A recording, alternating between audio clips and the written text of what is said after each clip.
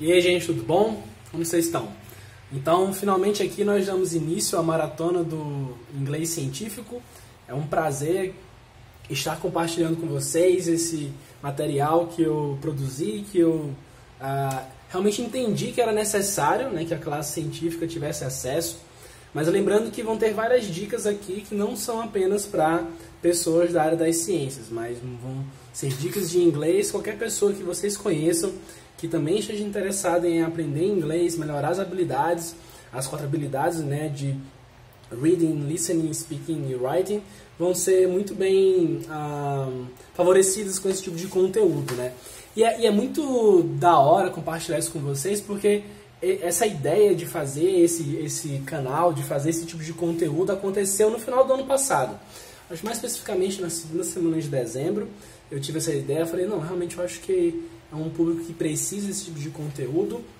Procurei se tinha pessoas realmente gerando informação a respeito e não encontrei. Realmente foi muito... É uma pena, né, não ter outras pessoas que também estejam contribuindo com essa área. E eu falei, não, então realmente é um público que merece, vamos lá.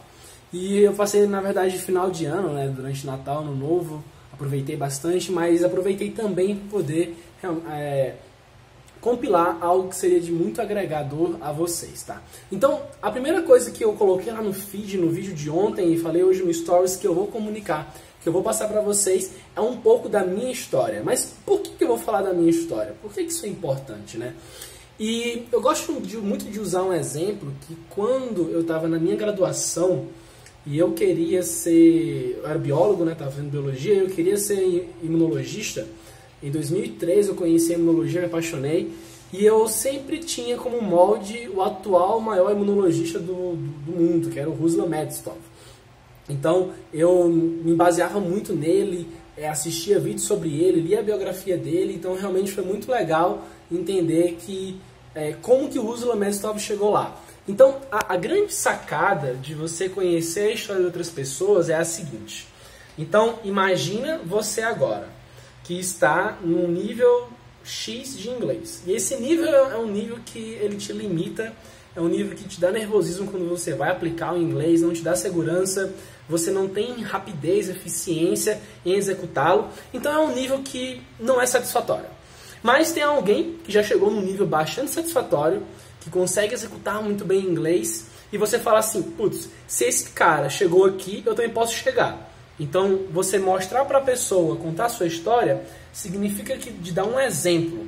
Porém, não adianta nada você dar esse exemplo sem que a pessoa conte os passos que ela passou. Sem que ela conte, como eu vou contar, os momentos em que eu errei em relação ao inglês e os momentos em que eu aprendi. E aí você pode pensar, putz, eu posso estar cometendo os mesmos erros que o Léo cometeu e alguns acertos, mas falta alguns outros acertos para eu chegar onde ele chegou hoje. Então o meu objetivo hoje é exatamente esse, compartilhar a minha história para que você tome como exemplo e diga, putz, eu acho que eu estou nesse ponto e eu preciso de fazer essas coisas para chegar aonde o Léo chegou ou onde outras pessoas chegaram, tá bom? Então, vamos começando, né? Então, a minha história com o inglês, ela começa... eu estava no fundamental, começou na 4ª série. E na 4ª série é muito da hora isso, porque eu vinha de uma leva de anos, onde eu só tirava 10, 9 mil, 10, 9 mil. Tudo bem, era escolinha, era matérias tranquilas e bestas, mas mesmo assim, eu era uma das crianças que mais se destacava na sala. Tudo bem. Porém, na 4ª série, surge o inglês. E eu estava muito empolgado em relação ao inglês, mas muito. Por quê? Porque naquela época eu já jogava Super Mario World. E no Super Mario tem aquela entrada do inglês, né? Start, Empty, para você selecionar ali o seu slot de você salvar o jogo. E dentro do jogo, na verdade, o Mario não é um jogo que você precisa saber inglês para você passar de fase. Você só vai jogando.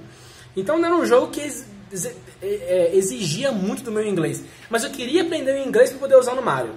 Porém, quando eu fui para o inglês da escolinha, gente, foi a minha primeira grande frustração na escola. Porque foi a minha primeira recuperação. Eu só tirava 10, 9 mil, 10, 9 mil. De repente, eu tirei 5,5. Foi 5,5 na primeira prova de inglês. Então imagina um pirralhinho que ele ia escalando, e de repente, e a sensação, e assim, naquela época meus pais eles eram muito rígidos já, de tipo, eu ia estudar bastante, sempre estar acima da média, a média era 7, eu fiquei bem abaixo da média, e aquilo me impactou muito, porque o choque, o nervosismo, até hoje eu lembro de tirar um 5,5. E, sendo bem sincero, a prova era how are you e how old are you e verbo to be. E aí tá o primeiro erro.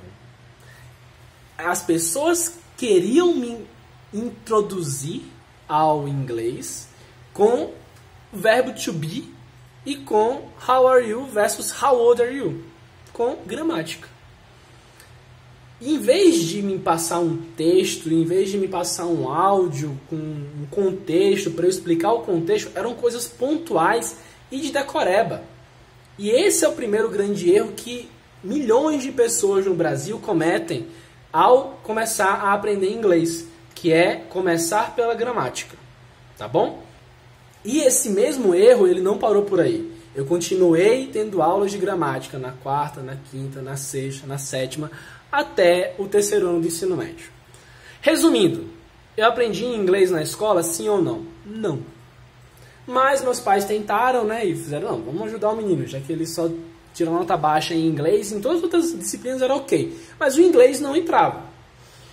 E aí, eles me colocaram no CNA, no Wizard e depois na Cultura. O CNA foi logo no comecinho, foi na sexta série, o Wizard foi na oitava e a Cultura foi no terceiro ano, ou foi no segundo, não lembro.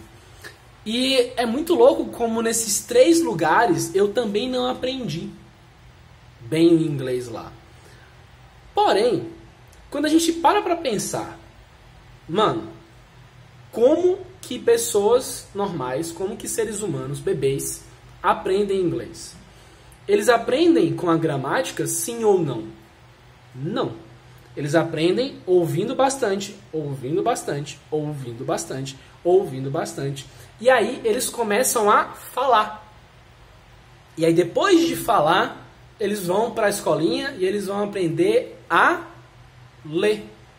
E depois de aprender a ler, eles vão aprender a escrever. E aí a escola e as escolas tradicionais de inglês, cultura, Wizard e CNA faziam a mesma coisa. Queriam que eu aprendesse escrevendo com gramática, que é o caminho inverso. E aí foi a minha primeira sacada, depois de muito tempo, que eu olhei para trás e falei, mano, fiz tudo errado.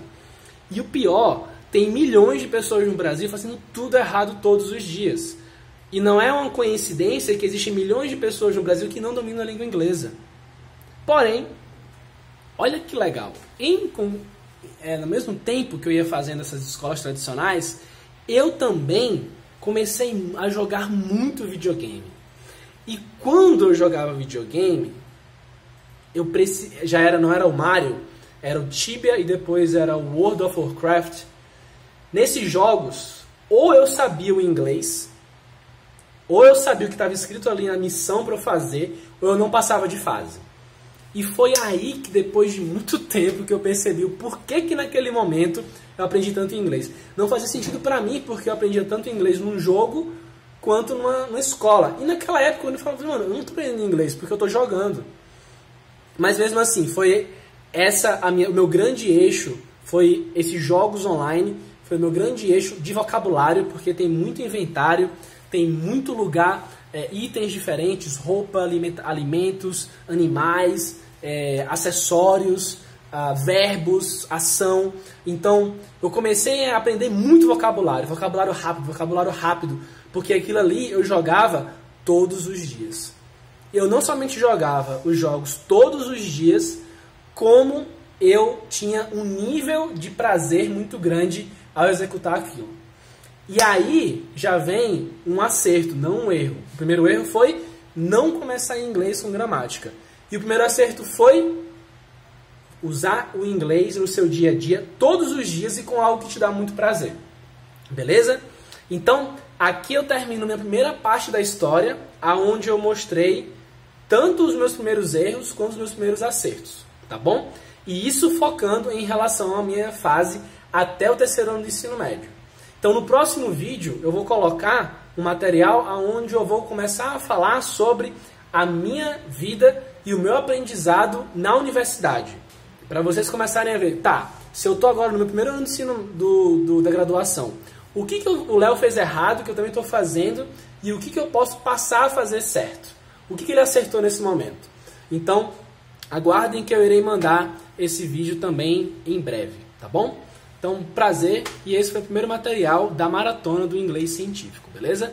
De novo, vamos reduzir muito gramática e vamos aumentar algo que te dá muito prazer.